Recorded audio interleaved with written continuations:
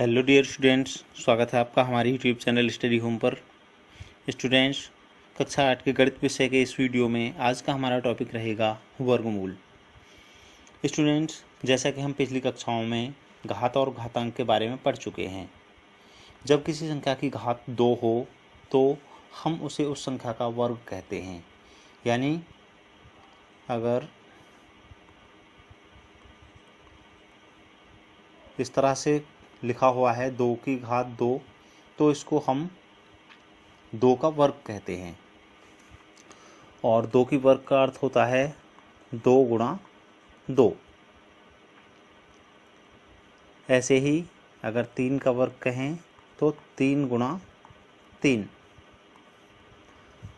अब यदि किसी दी गई संख्या के बारे में यह पता करना है कि वह कौन सी संख्या है जिसका उसी संख्या से गुणा करने पर दी गई संख्या प्राप्त होती है, तो हमें उस संख्या का वर्गमूल ज्ञात करने की आवश्यकता पड़ती है।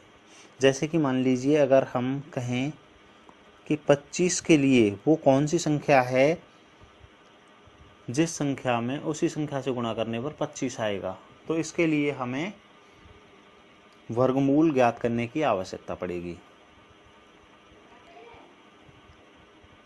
जैसे कि हम जान चुके हैं कि यदि किसी संख्या को उसी संख्या से गुणा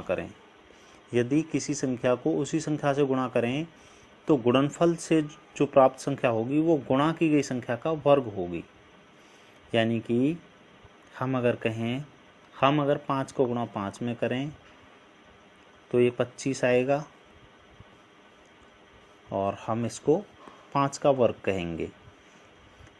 6 में 6 से गुणा करें तो 6 6 36 आएगा और इसको 6 का वर्ग कहेंगे।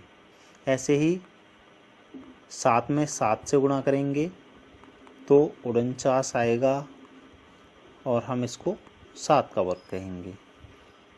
तो इस तरह से यह स्पष्ट हो जाता है कि 5 का वर्ग 25, 5 का जो वर्ग है वो 25 है, 6 का वर्ग 36 और 7 का वर्ग 49 है।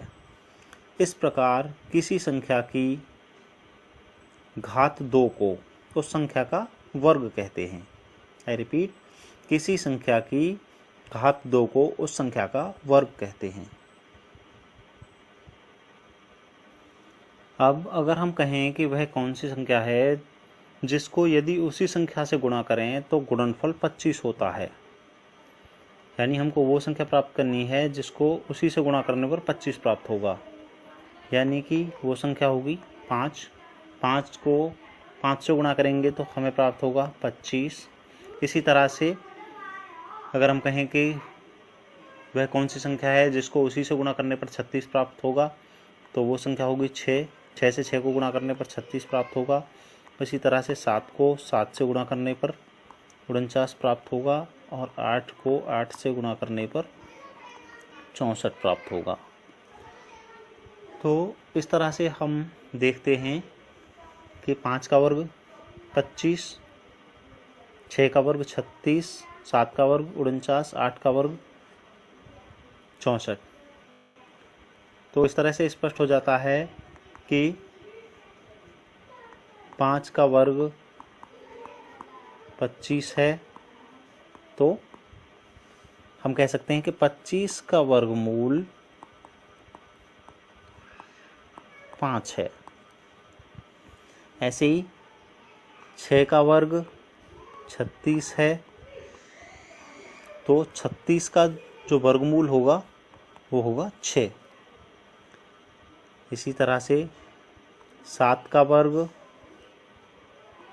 49 है, तो हम कह सकते हैं कि 49 का वर्गमूल होगा 7।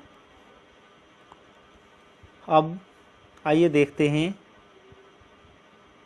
कुछ ऋणात्मक पूर्णांकों के वर्ग देख लेते हैं। जैसे कि मान लीजिए हमको -1 का वर्ग करना है, तो -1 गुणा -1 ये हो जाएगा 1, क्योंकि माइनस और माइनस गुणा में प्लस हो जाते हैं। ऐसे ही -2 का वर्ग -2 गुणा -2, 2 दूनी 4, ये भी प्लस का 4 आएगा। इसी तरह से -3 का वर्ग, -3 गुणा -3 9 आएगा। और इसी तरह से -4 का वर्ग, -4 गुणा -4 ये 16 आएगा। और हम जानते हैं कि हम 1 का वर्ग करते हैं तो वो भी 1 आता है, 2 का वर्ग करते हैं तो वो भी 4 आता है, 3 का वर्ग 9 आता है, और 4 का वर्ग करते हैं तो वो 16 आता है। तो इससे स्पष्ट है कि हम अगर किसी पूर्णांक, यदि ऋणात्मक पूर्णांक का भी वर्ग करेंगे तो भी धनात्मक आएगा, और धनात्मक पूर्णांक का वर्ग तो धनात्मक आएगा ही। तो इस तरह से हम कह सकते हैं कि 1 का वर्गमूल जो होगा वो होगा, वर्गमूल को हम इस तरह से व्यक्त करते हैं तो ये प्लस और माइनस दोनों में आएगा। ऐसे ही अगर हम 4 का वर्गमूल कहें, 4 का वर्गमूल, तो ये प्लस माइनस 2 दोनों, क्योंकि अगर हम +2 से +2 में गुणा करेंगे तब भी 4 आएगा, और -2 में -2 से गुणा करेंगे तब भी 4 आएगा। यानी कहने का मतलब है कि वर्ग पूर्णांकों के वर्गमूल धनात्मक तथा ऋणात्मक पूर्णांक होते हैं, यानी प्लस और माइनस दोनों में आता है। यानी कि हम कह सकते हैं कि किसी संख्या x का अगर हम वर्गमूल निकालेंगे तो वो प्लस माइनस दोनों तरह का होगा। यानी कि मान लीजिए हम 36 का वर्गमूल अगर निकाल रहे हैं तो प्लस माइनस 6, वो प्लस का भी 6 रहेगा और माइनस का भी।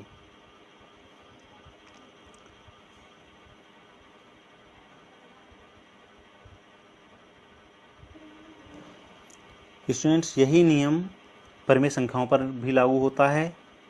यानी कि मान लीजिए 2/3 का वर्ग हमें करना है तो 2/3 गुणा 2/3, यानी अंश का अंश में गुणा हो जाएगा और हर का हर में 2 दूनी 4 और नीचे 9, 3 या 9।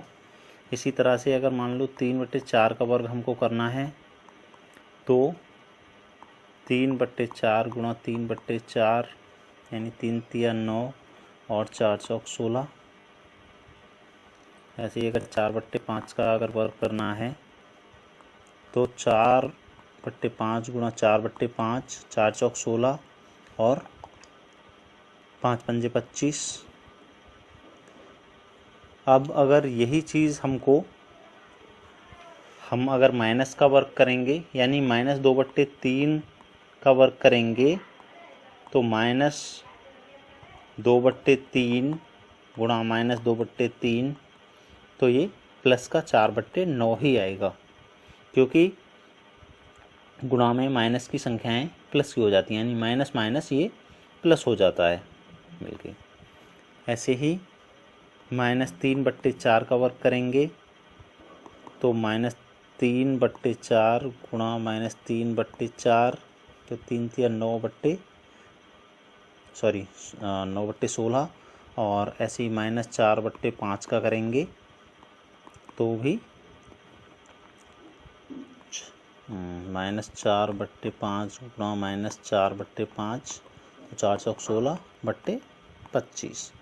तो यहाँ पे हम देखते हैं कि यहाँ भी 4/9 आता है और यहाँ भी 4/9। ऐसे ही यहाँ पे अगर 3/4 का वर्ग करते हैं तब भी 9/16 आता है, और -3/4 का वर्ग करते हैं तब भी 9/16 ही आता है। तो हम कह सकते हैं कि शून्येतर परिमेय संख्याओं के वर्ग धनात्मक परिमेय होते हैं, और शून्येतर वर्ग परिमेय संख्याओं के वर्गमूल साथ साथ धनात्मक तथा ऋणात्मक परिमेय संख्याएं होती हैं। यानी कि अगर हम कहें कि 9/16 का वर्गमूल अगर हम ज्ञात करेंगे तो ये हमको प्राप्त होगा प्लस माइनस दोनों चिन्हों के साथ, 3/4।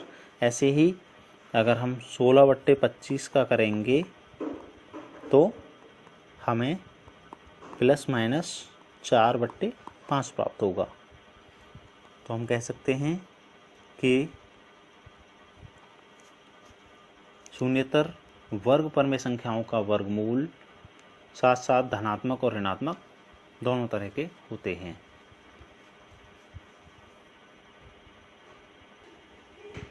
स्टूडेंट्स, आइए अब देखते हैं कि पूर्ण वर्ग संख्याएं कौन सी होती हैं और उनका परीक्षण किस प्रकार करेंगे हम। यहाँ पर टेबल में दिया हुआ है 1, 4, 9, 16 और 25 को। इन्हें बिंदुओं के द्वारा दर्शाया गया है। हम देख सकते हैं कि एक के लिए एक ही बिंदु है और 2 के लिए यानी 2 यहाँ पर स्तंभ हैं और 2 ही पंक्तियाँ हैं, यानी रो और कॉलम दोनों बराबर बराबर हैं। ऐसे ही 9 के लिए 3 बिंदु कॉलम में हैं और 3 ही बिंदु रो में हैं, यानी कि रो और कॉलम की संख्या बराबर है। इसी तरह से 16 को हमने दर्शाया है 4×4 करके और 25 को दर्शाया है 5×5 करके, यानी कि हम कह सकते हैं कि 1 के लिए 1×1 और 4 के लिए कह सकते हैं 2×2, यानी यहाँ पे आएगा 1 का वर्ग, और इसको हम कह सकते हैं 2 का वर्ग, और इस तरह से 9 को हम कहेंगे 3×3 यानी 3 का वर्ग, और 16 को कहेंगे 4×4 यानी 4 का वर्ग, और 25 को 5×5 यानी 5 का वर्ग। यानी कि इस तरह की संख्याएं जो इस तरह की व्यवस्था द्वारा दर्शाई जा सकें, जिनमें स्तंभ और पंक्तियों यानी रो और कॉलमों की संख्या बराबर बराबर हो, तो उन संख्याओं को हम पूर्ण वर्ग संख्या कहते हैं। जैसे कि मान लीजिए एक उदाहरण के द्वारा हमसे अगर पूछा जाए कि क्या 225 एक पूर्ण वर्ग संख्या है या नहीं, तो इसकी जांच हम कैसे करेंगे। इसकी जांच के लिए हमें 225 के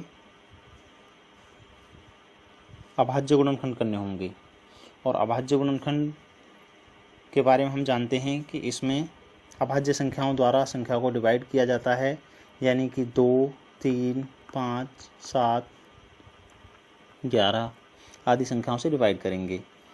हम देखते हैं यहाँ पर कि सबसे पहले डिवाइड होगा ये 3 से,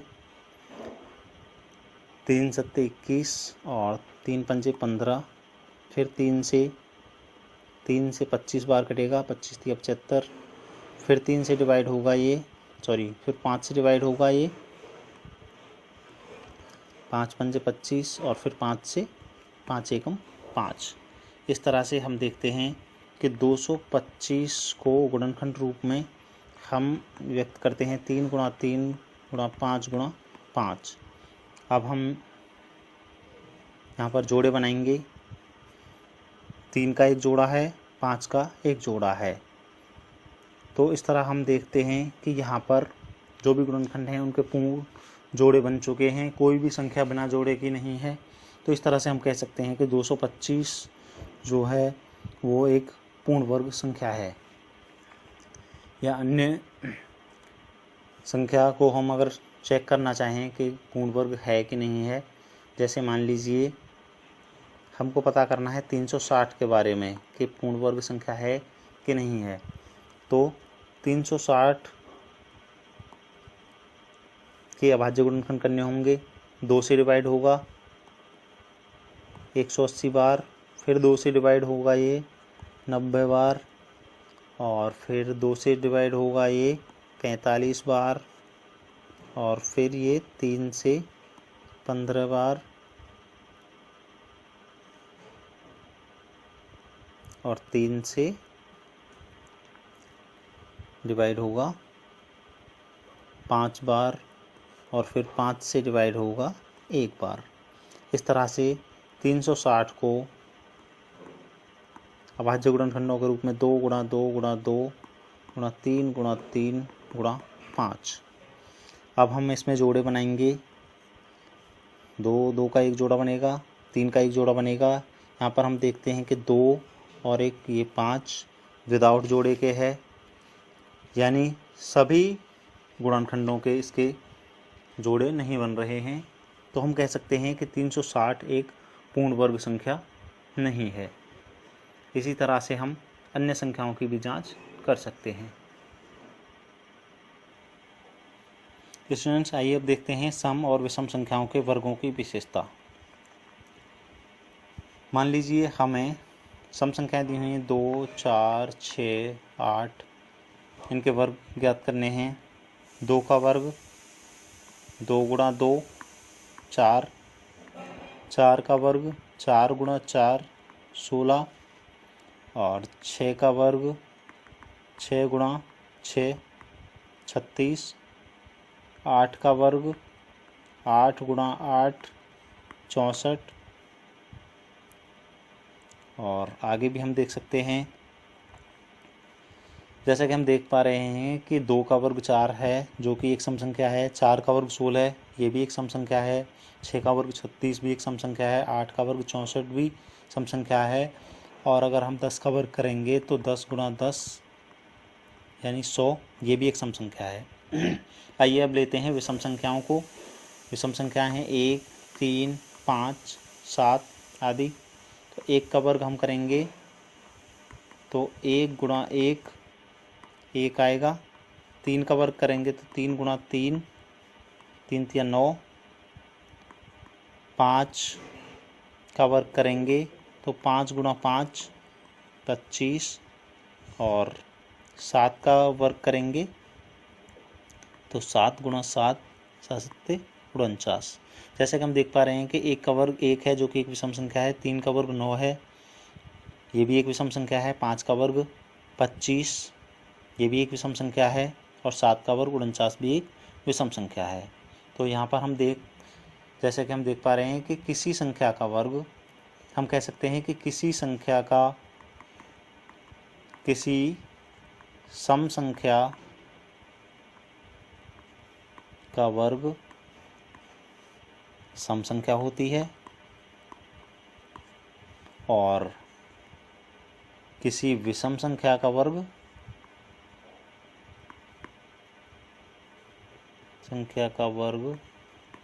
विषम संख्या ही होती है।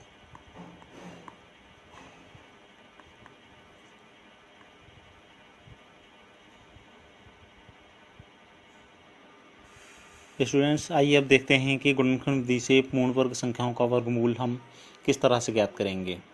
मान लीजिए हमें 144 का वर्गमूल पता करना है, तो गुणनखंड विधि से हम कैसे इसके वर्गमूल ज्ञात करेंगे। तो इसके लिए हमें सबसे पहले 144 के अभाज्य गुणनखंड करने होंगे। और जैसा कि हमें पता है अभाज्य गुणनखंडों के लिए हमें अभाज्य संख्याएं 2, 3, 5, 7, 11, 13 आदि से इसको डिवाइड करना होता है। तो सबसे पहले हम 2 से डिवाइड करते हैं। 2 से डिवाइड होगा 2 7 14, 2 दूनी 4 72 बार और फिर 2 से ये 36 बार कटेगा और 2 से 18 बार। 2 से डिवाइड करने का मतलब है कि उसका आधा, यानी 2 से डिवाइड दोबारा करेंगे हम, इससे 9 हो जाएगा और फिर 3 से डिवाइड होगा 3 तिया 9 और 3 से फिर अगेन 3 एकम 3। तो इस तरह से 144 के अभाज्य गुणनखंड होंगे 2 गुणा 2 गुणा 2 गुणा 2 गुणा 3 गुणा 3। तो अब हम यहाँ पर समान संख्याओं वाले जोड़े बनाएंगे। 2 का एक जोड़ा ये बन गया, दूसरा ये और तीसरा ये। तो इसका वर्गमूल होगा 144 का वर्गमूल होगा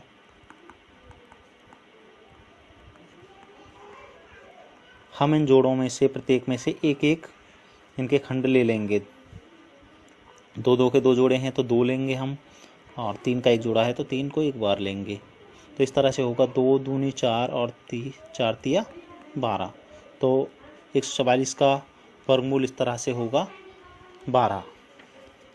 इस तरह से अन्य संख्याओं का भी हम गुणनखंड विधि से वर्गमूल ज्ञात कर सकते हैं। मान लीजिए हमें ज्ञात करना है 2025 का वर्गमूल अभाज्य गुणनखंड विधि से। तो हम सबसे पहले इसके अभाज्य गुणनखंड करेंगे 2025 के। सबसे पहले डिवाइड होगा ये 2 से, तो होगा नहीं, 2 के बाद फिर ये होगा 3 से, 3 से डिवाइड होगा तो 3 छिंग 18,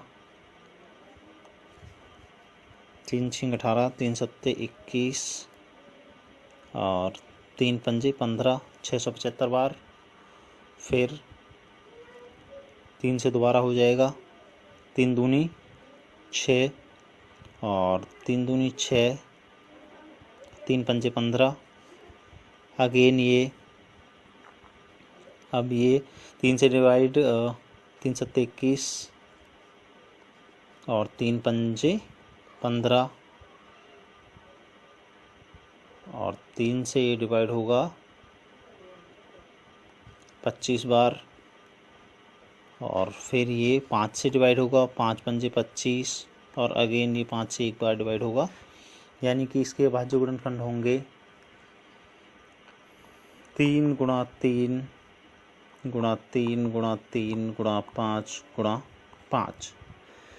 यानी कि यहाँ पे हम इसके जोड़े बनाएंगे। 3 गुणा 3 एक जोड़ा बन गया, दूसरा जोड़ा, और 5 का तीसरा जोड़ा।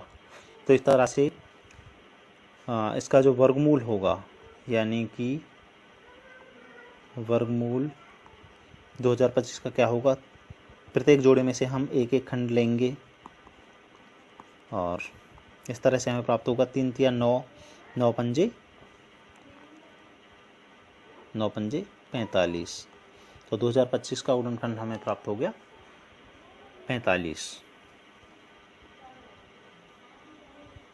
स्टूडेंट्स, अगर हमें कोई परिमेय संख्या दी हुई है तो परिमेय संख्या के वर्गमूल हम कैसे ज्ञात करेंगे। मान लीजिए हमें ज्ञात करना है 256/441 का वर्गमूल। तो इसके लिए हम 256 का अलग और 441 का अलग अलग वर्गमूल ज्ञात कर सकते हैं। तो 256 के लिए हमको 256 के गुणनखंड करने होंगे। ये देखते हैं, 256 के लिए 2 से डिवाइड करेंगे, 2 एकम 2 और 128 बार। फिर 2 से होगा 64 बार, फिर 2 से 32 बार, फिर 2 से 16 बार, फिर 2 से 8 बार और फिर 2 से करेंगे 4 बार और फिर 2 से होगा 2 बार। इसी तरह से हम 441 के गुणनखंड करेंगे।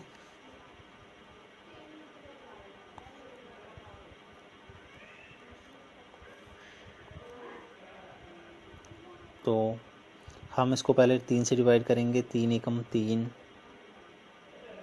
3 एकम 3, 3 चौक 12, 3 सत्ते 21, 147 बार। फिर 3 से होगा ये 3 चौक 12 और 3 निम 27, 49 बार। फिर ये होगा 7 से, तो 7 से 7 बार और 7 से 1 बार। इस तरह से 256 का जो वर्गमूल होगा वो होगा 2 गुणा 2 गुणा 2 गुणा 2 गुणा 2 गुणा 2, यानी कि कितने बार 2 आया है, 1 2 3 4 5 6 7 और 1 8 बार।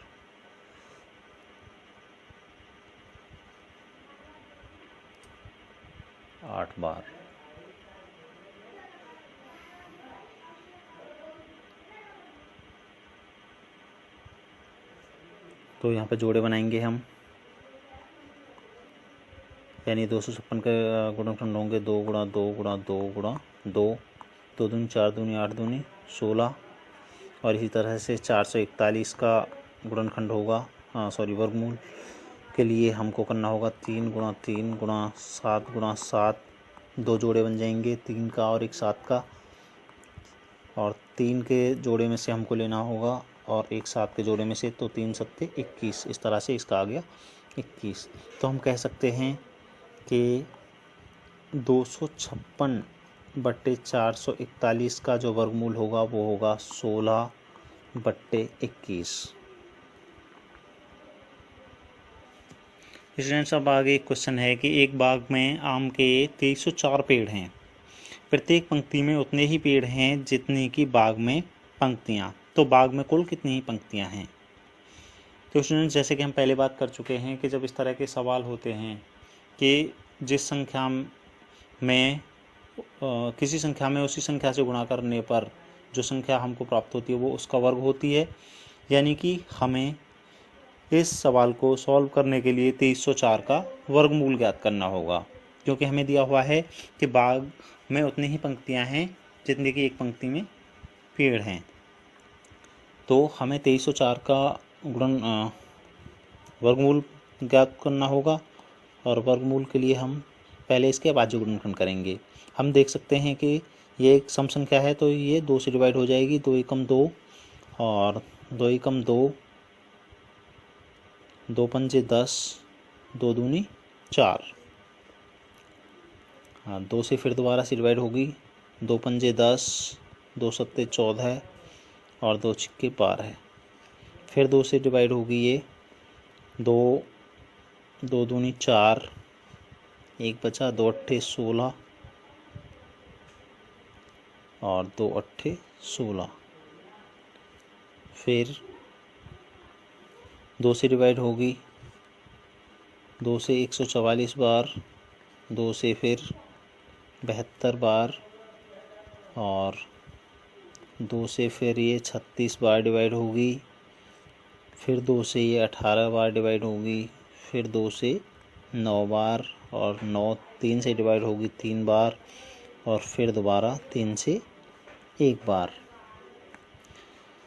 तो इस तरह से 2304 का जो वर्गमूल है वो होगा 2 गुणा 2 गुणा 2 गुणा 2 गुणा 2। कितनी बार 2 आया है? 1 2 3 4 5 6 7 8 बार। 5 2 गुणा 2 गुणा 2 और 3 आया है 2 बार। तो इस तरह से हम देख सकते हैं कि इसका जो वर्गमूल होगा वो होगा 2 गुणा 2। प्रत्येक जोड़े में से हमको एक खंड लेना होगा, यानी कि 4 बार 2 से गुणा होगी और 1 बार 3 से, यानी 2 दूनी 4, 4 दूनी 8, 8 दूनी 16 और 16 तिया 48। यानी कि उस बाग में 48 पंक्तियां हैं, और इसका मतलब हुआ कि 48 ही उस बाग में एक पंक्ति में पौधे हैं, और कुल पौधों की संख्या 2304।